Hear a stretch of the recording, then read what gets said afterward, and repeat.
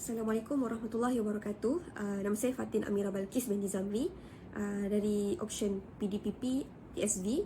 Okay, jadi untuk kali ini saya akan berkongsi sedikit maklumat ataupun info berkenaan dengan yang pertama sekali ialah 4 fasa utama ataupun langkah-langkah dalam mereka bentuk pengajaran.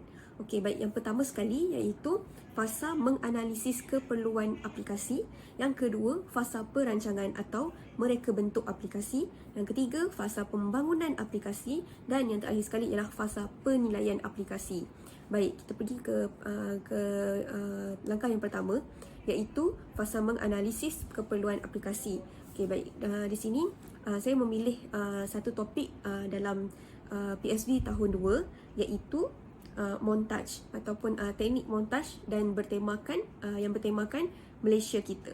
Okey, teknik montaj ni merupakan gambar-gambar yang disusun dan menggunakan teknik guntingan dan tampalan. Baik, jadi yang pertama sekali untuk fasa menganalisis keperluan aplikasi.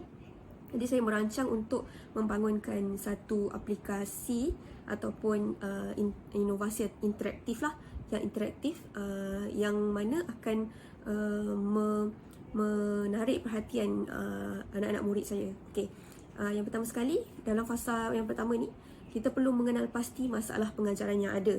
Jadi yang saya dapati, murid-murid saya kebiasaannya tidak dapat fokus seketika saya memberikan penerangan di hadapan kelas, kerana cuma menggunakan chalk and talk sahaja. Jadi itu merupakan teknik yang lama. Okey, jadi kita akan berdasarkan teknologi yang terkini sekarang. Jadi saya fikir bahawa eloklah kita cuba belajar kemahiran teknologi yang ada sekarang dengan membangunkan satu inovasi yang interaktif lah, yang boleh menarik perhatian anak-anak murid saya. Okey, jadi itulah masalah yang pertama, iaitu kurang fokus di dalam kelas kerana menggunakan teknik yang lama, iaitu chalk and talk. Okey, yang kedua, senaraikan bahan rujukan yang digunakan. Okey, antara bahan yang digunakan ialah yang pertama sekali saya menggunakan sumber daripada buku teks tahun 2 itu sendiri. Okey, jadi menggunakan sumber buku teks tu kita dapatkan informasi mengenai montaj. Okey, kemudian yang kedua, sumber yang paling mudah lah, iaitu daripada internet. Okey, saya akan dapatkan satu video daripada YouTube, cara-cara untuk melaksanakan teknik montaj itu sendiri. Dan yang ketiga, bahan-bahan yang saya minta murid-murid untuk bawa dari rumah, iaitu gambar-gambar berkenaan dengan Malaysia. Okay, sebagai contoh kita boleh ambil gambar bangunan-bangunan di Malaysia dan sebagainya lah, budaya di Malaysia. Okey, yang ketiga, kenal pasti isi pelajaran yang ingin disampaikan. Jadi berdasarkan tema kita tadi, iaitu Malaysia kita, jadi saya tahu apa yang nak disampaikan melalui teknik montaj itu tadi. Kita akan menyusun beberapa keping gambar dan menjadikan dia seperti sebuah poster lah. Okay, dengan menggunakan teknik guntingan dan tampalan. Okay, kita susun gambar-gambar tu menjadi sebuah karya kreatif lah dari murid itu sendiri. Okay, yang seterusnya, kenal pasti pelajar sasaran. Okay, baik, bagi kali ini saya akan mensasarkan pelajar-pelajar dari tahun 3 cerdik, iaitu kelas yang merupakan kelas yang rata-rata murid-muridnya adalah murid yang cepat belajar lah, ataupun kata lain pandai. Kemudian kenal pasti objektif pengajaran aplikasi. Jadi objektif bagi pengajaran aplikasi yang saya gunakan ni ialah untuk menarik minat. Seperti saya katakan, kerana ia menggunakan langkah-langkah yang begitu interaktif, menggunakan bunyi audio, grafik dan visual yang menarik, yang boleh menumpukan perhatian mereka terhadap pengajaran saya pada hari tersebut. Okey, yang seterusnya, kena pasti kaedah penyampaian. Jadi yang saya nak gunakan kaedah penyampaian iaitu menggunakan teknologi lah. Okey, jadi saya akan settingkan apabila aplikasi ini sudah siap, saya akan settingkan di hadapan kelas menggunakan LCD projector dan tayangkan kepada murid-murid lah. Okey, kemudian kena pasti isi kandungan pelajaran. Isi kandungan pelajaran, tema Malaysia kita, teknik montaj, menggunakan guntingan dan tampalan, dan menggunakan sumber-sumber yang ada di sekeliling lah, maksudnya yang mudah didapati, gambar-gambar yang mudah didapati daripada majalah, surat khabar ataupun daripada sumber internet. Okey, yang terakhir sekali iaitu kenal pasti persekitaran penggunaan. Persekitaran penggunaan sangat mudah didapati lah, tidak memerlukan kos yang tinggi pun. Okey, jadi kalau macam untuk kertas lukisan pun disediakan oleh pihak sekolah. Okay. Itu yang pertama. Dan yang kedua, fasa perancangan ataupun mereka bentuk aplikasi. Okay, yang pertama, pemilihan media yang paling sesuai. Contohnya, video, audio, grafik, gambar dan sebagainya. Okay, yang ni dalam untuk mereka bentuk aplikasi yang saya akan membuat nanti, ia akan melibatkan video daripada YouTube. Okay, sebab saya akan gunakan dia berbentuk PDF, dan PDF tu saya sertakan link kepada YouTube video, kemudian dengan saya masukkan audio, kemudian ada dia sebagai macam aktiviti punya port lah. Okay, dia ada macam station lah dalam aktiviti tu. Okay, yang pertama sekali, okay, dekat sini contoh, dekat port A ni, spot A ni ada belajar apa itu montaj. Okey, kemudian stesen yang B ni pula belajar bagaimana langkah-langkah untuk menghasilkan montaj. Okey, stesen yang C pula bagaimana untuk menyusun montaj yang terbaik. Okey, itu sebagai contohlah.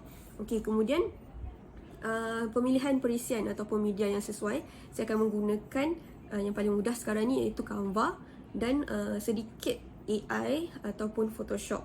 Adobe Photoshop. Okey, kemudian dokumen ringkas mengenai bahan atau program yang dibangunkan. Okey, buatlah lakaran dalam bentuk carta alir dan buat lakaran papan cerita, storyboard. Okey, yang ini pun sebelum saya hasilkan aplikasi ini, sebelum membangunkan aplikasi ini, saya akan membuat kiranya carta alir lah. Okey, yang pertama sekali apa yang saya akan lakukan. Okey, storyboard dalam bentuk storyboard. Jadi hasil akhir itu akan dapatlah apa yang seperti yang saya impikan. Okey, kemudian yang ketiga, fasa yang ketiga iaitu fasa pembangunan aplikasi. Jadi okey, yang pertama saya perlu memindahkan segala maklumat atau bahan yang telah dirancang dalam bentuk lakaran ke dalam komputer. Jadi apabila saya dah lakarkan dalam kertas ataupun dalam buku, kemudian saya akan cuba untuk merealisasikan apa yang saya sudah lakarkan tu ke dalam perisian komputer. Okay, macam saya sebutlah, saya akan gunakan Adobe Illustrator, Adobe Photoshop dan juga Canva lah. Okay, kemudian saya akan jadikan dia dalam bentuk PDF yang mengandungi link-link yang saya sebutkan tadi. Okay, kemudian saya akan kumpulkan sumber bahan-bahan yang diperlukan seperti teks, grafik, gambar, audio, animasi, lukisan 3D dan video ke dalam folder-folder yang berkaitan. Jadi saya akan kumpulkan segala sumber itu dalam satu folder. Jadi mudahlah kita nak uruskan nanti sebelum kita membangunkan aplikasi. Okey, dan yang terakhir sekali, fasa terakhir iaitu fasa pembangunan aplikasi. Sambungan pada fasa pembangunan aplikasi tadi. Akan ada satu prototype yang akan saya hasilkan, yang mana dia akan menyumpai hasil akhir dan boleh diguna dan diuji. Jadi dari situ, jika diuji dan dirujuk kepada pakar dalam bidang tersebut, iaitu pensyarah saya, Encik Razali, dan apabila Encik Razali katakan sesuai dan mungkin berkesan, jadi saya akan menggunakan komen ataupun kritikan daripada beliau untuk memperbaiki segala kelemahan lah, dan menambah baik mungkin fungsi kepada aplikasi yang saya akan laksanakan nanti. Okey, dan yang terakhir sekali iaitu fasa pengujian dan penilaian aplikasi. Jadi saya akan gunakan bahan pengajaran yang telah disiapkan, contohnya perisian multimedia, dan uji kepada sekumpulan pelajar serta buat penilaian. Jadi apabila dah siap, saya boleh menggunakan mungkin rakan-rakan saya sendiri untuk diuji. Adakah aplikasi yang saya gunakan itu berkesan ataupun tidak. Okey, kemudian terdapat dua jenis penilaian lah. Satu penilaian formatif sepanjang proses pembangunan bahan multimedia, dan yang kedua iaitu penilaian sumatif, iaitu diuji setelah bahan tu siap untuk digunakan. Okey, Okay, kemudian antara kaedah penilaian ni, yang pertama, pemerhatian ke atas pengguna. Okay, jadi saya akan gunakan contoh kawan-kawan saya yang rapat untuk mereka gunakan dan untuk ujilah sama ada boleh digunakan ataupun tidak aplikasi ni, berjaya atau tidak. Jadi apabila berjaya, jadi saya akan buat pemerhatian. Okay, adakah ini sesuai untuk tahap murid-murid saya ataupun kurang sesuai, ataupun ada penambahbaikan yang boleh dilaksanakan terhadap inovasi tersebut lah. Kemudian kumpul data dari latihan. Yang ketiga, soal selidik. 4 temu bual dan 5 ulasan pakar. Ulasan pakar ni khususnya daripada pensyarah tersayang saya lah. Okay. Kemudian itu sahaja untuk 4 fasa dalam mereka bentuk aplikasi pengajaran. Baik, sekarang saya akan mengulas sedikit mengenai model Assure yang saya pilih sebagai model reka bentuk pengajaran dalam PDP saya. Okey, yang pertama sekali Assure ni A, iaitu Analyze Learner. Okey, maksudnya saya akan menganalisis dulu pelajar. Okey, bagaimana pelajar tahap pemikiran pelajar ni, sejauh mana mereka boleh berfikir dan boleh menggunakan aplikasi yang saya akan bangunkan nanti. Okey, yang kedua S, iaitu state objective. Maksudnya menyatakan objektif. Okey, apa objektif dalam PDP saya? Yang pertama, saya nak pelajar-pelajar saya tahu apa itu makna montaj, dan kemudian tahu bahasa seni visual, mengenal pasti bahasa seni visual, iaitu antaranya ialah rupa, bentuk, garisan dan ruang lah. Okey, jadi saya perlu pastikan dengan adanya aplikasi ini dapat membantu mereka dalam pengajaran dan pembelajaran saya nanti.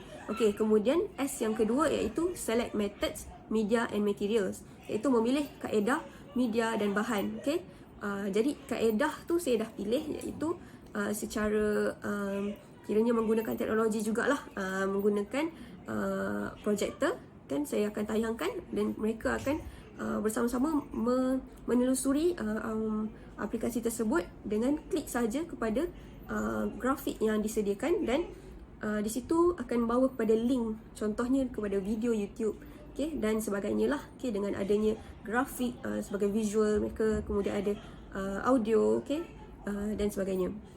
Okay, kemudian R iaitu require learner participation, iaitu menggalakkan pelibatan pelajar. Okay, maksudnya saya perlu memang akan menggalakkanlah pelibatan pelajar dengan menyahut seruan Part 21 juga. Jadi berpusatkan murid, perkara ini memang akan berpusatkan murid kerana mereka sendiri yang akan menggunakan ataupun mengklik kepada PDF tersebut dan grafik tersebut dan bawa kepada link-link yang seterusnya lah. Okay, yang terakhir sekali iaitu E, evaluate and revise. Okay, melakukan penilaian dan pengubahsuaian. Jadi saya akan menguji kepada anak-anak murid saya adakah berkesan ataupun tidak aplikasi yang saya telah bangunkan ini, okay, ataupun inovasi ini.